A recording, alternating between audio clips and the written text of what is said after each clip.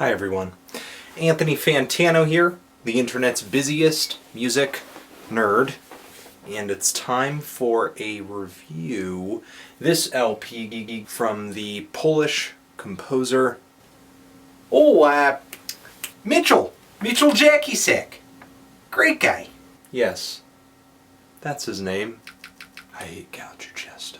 I'm going to, in this review, make the argument to you that this album is the perfect little instrumental tidbit for your winter. On Glimmer, Michael is effectively composing classical music with various sounds and styles, musical elements flowing throughout it. Noise music, ambient music, electronic music, baroque. But it's not just sounds and styles that vary on this LP. It's an album of many moods, too. This is a very emotionally heavy LP, very emotionally heavy instrumentals, one after another, that range from being very kind of eerie and cold to dark and sinister. But no matter what kind of feeling a track gives off, there's always this real strong sense of beauty in the sounds and the melodies. And I feel like Glimmer brings about this beauty by going in essentially two different directions with these tracks. There are moments on here like the opening track that feel like a slightly more traditional take on classical music. The electronic elements, the experimental edits and textures that hang in Glimmer's music aren't as strong, bold, apparent. On the surface, the first track on this LP sounds like a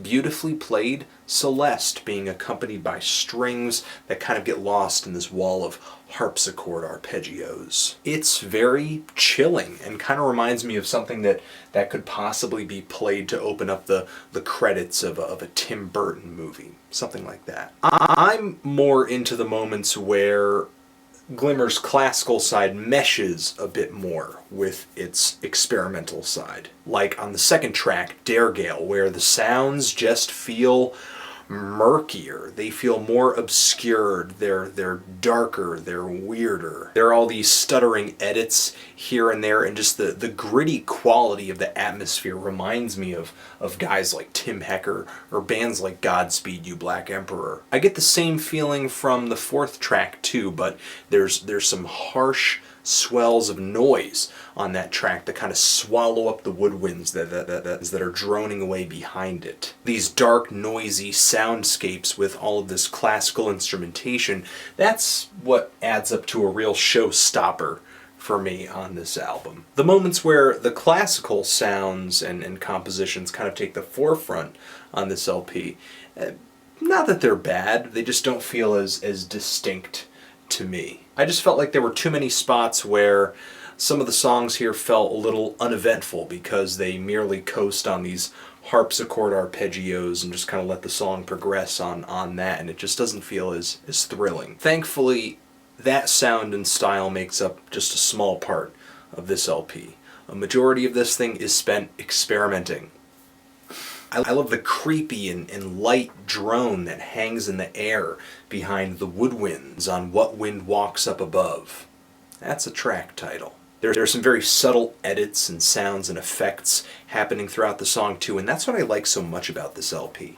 It is so soft and quiet and yet so detailed and just very, very hidden details. You can really just dive into the intricacies of this album and just take in so much, just eat them all up. Later on that same track, there are all these bouncing echoes of acoustic guitar just ricocheting off every wall in the room, and man, the whole track just ends in this very thick, heavy crescendo involving these woodwinds and this harpsichord and whatever various noises Glimmer can string together. It's a pretty powerful moment, and the last track on here is a powerful moment as well, but not because of its volume or its massive instrumentation, but because of just how finely tuned the melodies seem on that track. There are some really beautiful lead melodies played by woodwind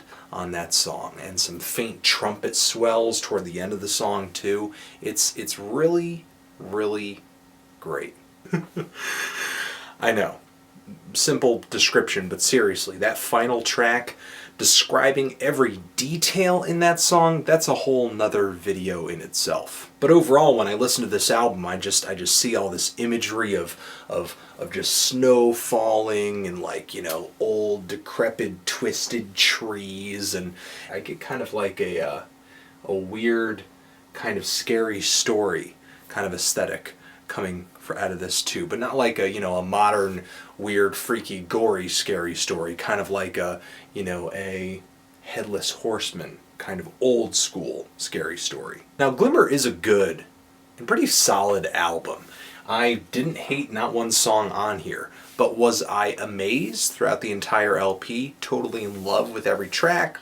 No. To be honest, I would have liked maybe a few more tricks up this album's sleeve, a little more experimentation, a little more variation too. I felt like this album was a little too close in comparison with its influences here and there. A few tracks kind of felt a little short to me, like they could have been developed a bit more, and a few moments on here kind of redo ideas that I think were done better on tracks that had come before. I know I'm being a little nitpicky, but this is still a really good album, and I recommend it if you're into instrumental music, if you're looking for something wintry, something cold, something with a lot of different sounds and a lot of inherent beauty to it, and more of a classic flavor as well. Feeling a decent to strong 7 on this.